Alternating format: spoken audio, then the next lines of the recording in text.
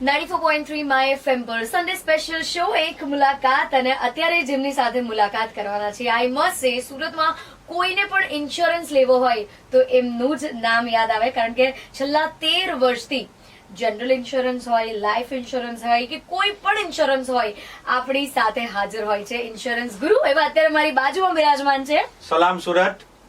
હું Hitesh દિવાસલીવાલા, honour of દિવાસલીવાલા insurance. અમે છેલ્લા 13 વર્ષથી life insurance, mediclaim, car insurance, fire insurance, worker insurance, travel insurance જેવા દરેક ઇન્સ્યોરન્સમાં ડીલ કરીએ છીએ. અત્યારે અમારી પાસે 500 થી પણ વધુ સેટિસ્ફાઈડ ક્લાયન્ટ બેઝ છે. એ ઉપરાંત અમે અલગ અલગ ઇન્સ્યોરન્સ કંપની સાથે જોડાયેલા છે અને એમનો પણ અમારી પર ટ્રસ્ટ છે કે જેના કારણે ક્લેમમાં અમને કોઈ દિવસ તકલીફ નથી આવતી. ક્યાં વાત છે, કેટલા બધા ઇન્સ્યોરન્સ તો મને આજે ખબર પડી કે અચ્છા આ બધા ઇન્સ્યોરન્સ પણ હોય છે. સો યસ, આજે ધ ઇન્સ્યોરન્સ ગુરુ પાસેથી જાણવાના છીએ કાર ઇન્સ્યોરન્સની ઘણી બધી બાબતો. તો સૌથી પહેલા તો કાર ઇન્સ્યોરન્સ હોય શું? કાર ઇન્સ્યોરન્સ જે સૌથી પહેલા બધાની વહાલી છે કે વાઇફ પછી જો કદાચ બીજું કોઈ એમનું જો સૌથી પ્રિય વસ્તુ હશે તો એ પોતાની 4 વ્હીલર છે કે જે પર એક નાનો સરખો સ્ક્રેચ પણ આવશે ને તો એના દિલ પર સ્ક્રેચ પડ્યો હશે ને એવું લાગશે. તો એના માટે ઇન્સ્યોરન્સ બહુ જરૂરી છે કે જ્યારે સ્ક્રેચ પડે છે તો એને રિપેર કરવા, ડેન્ટ પડે છે એને રિપેર કરવા. તો કાર ઇન્સ્યોરન્સમાં કવર્ડ હશે એક્સિડન્ટ, ફ્લડ, જેમ કે અત્યારે વરસાદી મોસમ છે તો પાણી આવી ગયું અને કાર આપણી ડૂબી ગઈ તો ફ્લડ કવર થઈ જશે. એના પછી એક બીજું આવે છે થર્ડ પાર્ટી કે આપણાથી ભૂલમાં સામેવાળા કોઈક વ્યક્તિને ટક્કર લાગી ગઈ અને એનું ડેથ થઈ ગયું અથવા તો કોઈકની પ્રોપર્ટી ડેમેજ થઈ ગયું તો એ બધી વસ્તુ આમાં કવર છે. રાઈટ, એટલે ગાડી અને લાડીની વાત બહુ સરસ મજાની તમે કરી દીધી. એટલે કહેવાય ને કે કાર એ આપણો જીવ છે અને સમજી લો કે આ કારનો ઇન્સ્યોરન્સ એટલે તમારા જીવનો ઇન્સ્યોરન્સ બરાબર છે. સો એના વિશેની વાતો આજે 94.3 માય એફએમ પર સન્ડે સ્પેશિયલ શો એક મુલાકાતમાં હિતેશભાઈ સાથે થવાની છે એટલે કે ઇન્સ્યોરન્સ ગુરુ સાથે થવાની છે. Stay tune. ચલો આજ કુછ અચ્છા સુનતે હૈ. લોંગ ડ્રાઈવ પર જઈએ ત્યારે એ મજાને સજામાં કન્વર્ટ નહીં કરે એનું નામ કાર ઇન્સ્યોરન્સ. 94.3 માય એફએમ પર સન્ડે સ્પેશિયલ શો એક મુલાકાત જેમાં અત્યારે મારી સાથે છે આપણા સુરતના ફેમસ ઇન્સ્યોરન્સ ગુરુ જેમનું નામ છે હિતેશભાઈ. હિતેશભાઈ, અત્યારે આપણી ખાસ વાત કાર ઇન્સ્યોરન્સ લઈને થઈ રહી છે. તો કાર ઇન્સ્યોરન્સમાં મેં કંઈક એડ ઓન પ્રીમિયમ પણ સાંભળ્યું છે, એ શું હોય છે? કાર ઇન્સ્યોરન્સમાં 2 પ્રીમિયમ આવે છે. એક આવે છે નોર્મલ પોલિસીઝ જે અત્યાર સુધી ચાલતી હતી એના ઉપર અત્યારે એડ ઓન કવર્સ પણ આવે છે કે એડ ઓન કવર્સમાં કે જનરલી તમારે નોર્મલ પોલિસીમાં કોઈ પણ પ્લાસ્ટિક પાર્ટ છે, મેટલ પાર્ટ છે તો એમાં પર્ટિક્યુલર એક ડેપ્રિસિએશન લાગે છે કે ભાઈ 50%, 30%. તો 10,000 રૂપિયાનો જે માની લો કે ક્લેમ હશે તો તમારા 50% હશે તો 5,000 રૂપિયા ડિડક્ટ થઈ જશે. પણ છેલ્લા 7-8 વર્ષથી ઇન્સ્યોરન્સ કંપનીએ એડ ઓન પોલિસીઝ એડ કરેલી છે, એડ ઓન કવર્સ કે જેમાં 100% ક્લેમ મળશે. પણ અત્યારે લોકોને ખાલી એક જ એડ ઓન કવર છે, 0 ડેપ્રિસિએશન. પણ એની સાથે બીજા 9 એડ ઓન કવર્સ છે જે બહુ જરૂરી છે. તો એ 9 એડ ઓનમાં એવું કેવું છે કે સૌથી પહેલા મોસ્ટ કોમન 0 ડેપ્રિસિએશન છે. એના પછી કન્ઝ્યુમેબલ છે કે 0 ડેપ્રિસિએશનમાં જે ઘસારો લાગે છે તે નહીં લાગશે, 100% ક્લેમ મળશે. પણ એ ઉપરાંત પણ કન્ઝ્યુમેબલ છે કે કન્ઝ્યુમેબલમાં શું છે કે સમજી લો કે નટ, બોલ્ટ, ઓઇલ, કુલન્ટ આ બધી વસ્તુના ક્લેમ નથી મળતા. તો એ કન્ઝ્યુમેબલ એડ ઓન લીધું હશે તો એમાં એ વસ્તુ કવર છે. ત્રીજું એડ ઓન જે મોસ્ટ ઇમ્પોર્ટન્ટ છે એન્જિન પ્રોટેક્શન, એન્જિન કવર કે નોર્મલી તમારી કારમાં એક્સિડન્ટ થાય છે ત્યારે એક્સિડન્ટલી એન્જિન ડેમેજ થઈ ગયું તો એ કવર છે. પણ જ્યારે આપણે સુરતમાં હાઈ બમ્પર છે, બમ્પર બનાવવાનું કોઈ ધારાધોરણ છે નહીં એટલે અને ગ્રાઉન્ડ ક્લિયરન્સ ઓછું છે તો એવી ગાડીમાં જ્યારે આપણે જઈએ છીએ તો નીચેથી કંઈક પથ્થર કે કોઈ પણ વસ્તુ લાગે છે અને ઓઇલ ચેમ્બર ડેમેજ થઈ જાય અને આપણું ધ્યાન નથી જતું ઇન્ડિકેશન પર અને ઓઇલ બધું ડ્રેન થઈ જાય તો વગર ઓઇલના કારણે એન્જિનમાં કોઈ ઓઇલ નથી રહેતું એના કારણે એન્જિન સીઝ થઈ જાય છે. તો એ એન્જિન રિપ્લેસમેન્ટ, ગિયરબોક્સ ડેમેજ થઈ ગયું હશે તો એનું કવર મળે છે. બીજું કવરેજ એ છે કે એન્જિનમાં કે જ્યારે આ ફ્લડની સિચ્યુએશનમાં જ્યારે પાણીમાં આપણે ગાડી લઈને જઈએ છીએ આપણે એવું લાગે છે કે ગાડી નીકળી જશે ને આપણે લઈને નીકળીએ પણ એના કારણે એન્જિનમાં પાણી ભરાઈ જાય છે. હવે એના કારણે એન્જિનમાં પાણી ફરે છે એટલે પિસ્ટન, ક્રેન્કશાફ્ટ આ બધું ડેમેજ થઈ જાય છે. તો એના કારણે એન્જિન સીઝ થઈ જાય છે, તો એ વસ્તુનો ક્લેમ પણ આ એન્જિન કવરના એડોનમાં મળે છે. એ ઉપરાંત બીજા નાના નાના એડોન છે કે જેમ કે ટાયર કવર, કે નોર્મલી ટાયર એક ડેમેજ થયું હશે તો એ ક્લેમમાં નહીં આવશે, એક કટ આવી ગયો હશે તો ક્લેમમાં નહીં આવશે, પણ ટાયર કવર લીધું હશે તો નોર્મલ એક કટ હશે તો ટાયરનો પણ ક્લેમ મળશે.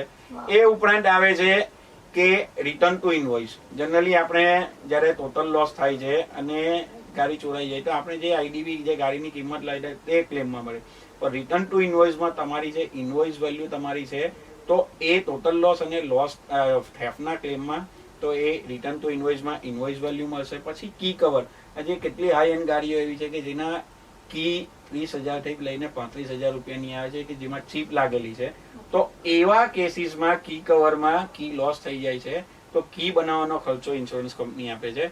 પછી એક નોર્મલ આવે છે કે લોસ ઓફ પર્સનલ બિલોંગિંગ, કે જેમાં સમજી લો કે તમારી કારમાં તમે લેપટોપ મૂકેલો છે, મોબાઈલ મૂકેલો છે અને કોઈ કાર તોડીને અંદરથી લેપટોપ મોબાઈલ લઈ જાય છે, કે તો એવા કેસીસમાં નોર્મલ ક્લેમમાં નથી મળતું, પણ આ પર્ટિક્યુલર લેપટોપ અને મોબાઈલ જે કહે છે કાર તોડીને તો એનું કવરેજ મળે છે.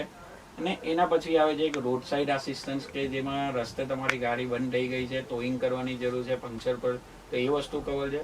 અને બહુ એટલું ફેમસ નથી no claim bonus, NC protection, NCB protection, કે જેમાં તમે વિન્ડશીલ્ડ અને નાનો ક્લેમ કરેલો હશે તો તમારું જે એનસીબી 0 થાય છે તે 0 નહીં થશે.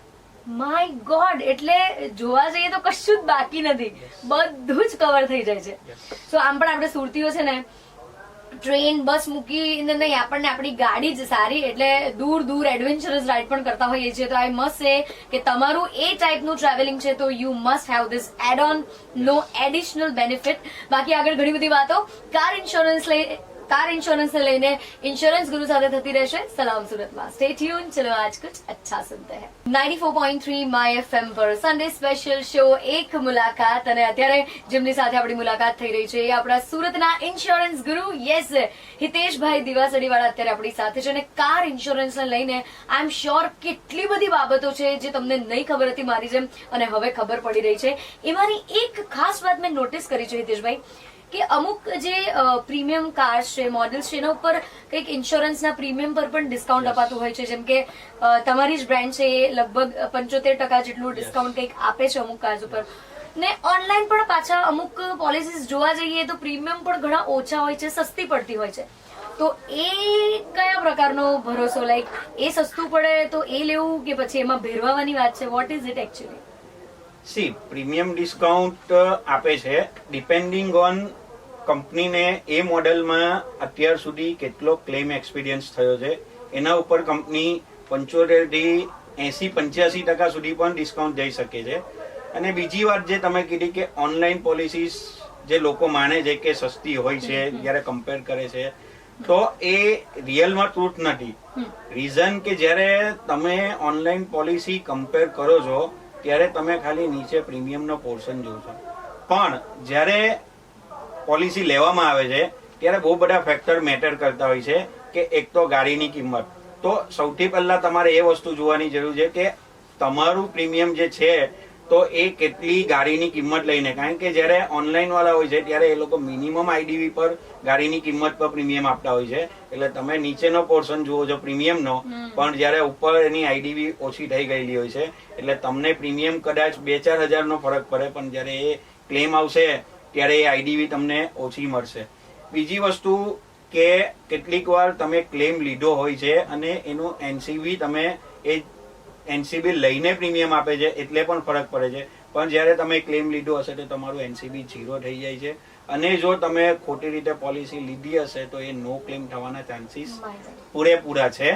એટલે ડિસ્કાઉન્ટ તો આપીએ જ છે ડિપેન્ડિંગ ઓન કે તમારે કયું મોડેલ છે અને કંપનીનો ક્લેમ એક્સપિરિયન્સ એ મોડેલમાં કેવો છે. પણ જો એનસીબી ક્લેમ લીધો હશે તો ડિસ્કાઉન્ટ થોડું ઓછું હશે, પણ જો તમે એનસીબી હશે તમારી ગાડીમાં ક્લેમ નહીં હશે તો એ પ્રમાણે ડિસ્કાઉન્ટ હશે. એનસીબી નો એક સ્લેબ છે કે પહેલા વર્ષે 20%, પછી 25%, 35%, 45% અને 50% સુધીનું એનસીબી હોય છે. એટલે ઓનલાઈનમાં તમારે એક બીજી એક મુશ્કેલી એ પણ આવી શકે કે ક્લેમ આવશે ત્યારે તમારે કોલ સેન્ટર પર ડિપેન્ડન્ટ રહેવું પડશે, જ્યારે અહીંયા તમને પર્સનલાઇઝ સર્વિસ મળશે. અને કેટલા ગેરેજો એવા છે કે જે ઓનલાઈન પોલિસીસમાં કેશલેસ નથી કરતા. ઓ યસ, એટલે ભરોસાનું ફેક્ટર છે અહીંયા બહુ જ મોટું મિસિંગ દેખાઈ રહ્યું છે. અને કેટલી બધી ટેકનિકાલિટીઝ છે જેના ઉપર આપણે ધ્યાન નથી રાખતા, પણ મોટા અક્ષરે જે સસ્તું દેખાતું પ્રીમિયમ છે એના આટામાં આવી જઈએ છીએ. સો યસ, પોલિસી લેતી વખતે ઘણી બધી બીજી બાબતોનું પણ ધ્યાન રાખવાની જરૂર છે. એના વિશેની વાત થોડી વારમાં કરીએ છીએ સલામ સુરતમાં. સ્ટે ટ્યુન, ચલો આજ કુછ અચ્છા સુનતે हैं.